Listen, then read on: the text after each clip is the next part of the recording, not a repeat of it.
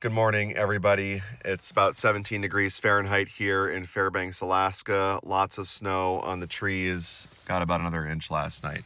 I just want to share with you all what I think is the number one reason why people who come up here to Alaska to see the aurora end up failing.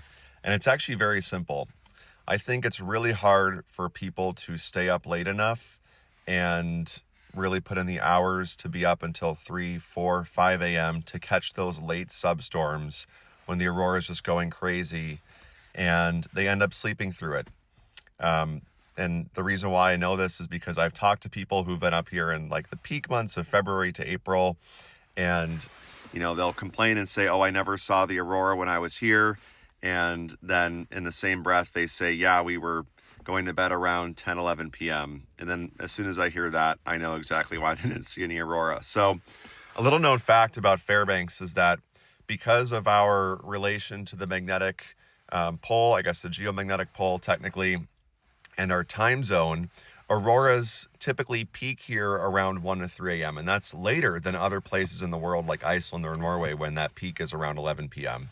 This means that when travelers are up here to see the aurora and they get off the plane, even if it's a clear night, they're usually going to bed. They miss that show the next night after a full day of activities, right? They're tired again, go to sleep at midnight thinking that that's late enough. They end up missing that as well. So how you can prevent this is either by totally leaving your days free for sleep and really focusing on aurora chasing, or, and I think this is the better way, hire a guide.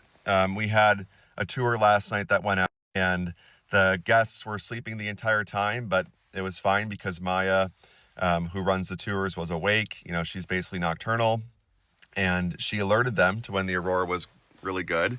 There was a substorm going on around 3 a.m., and they saw it, and they were able to sleep, and they didn't have to worry about driving in the cold and on icy roads. And I think that's really the best way of doing it, is especially one of those first nights when it could be clear, but you're really tired.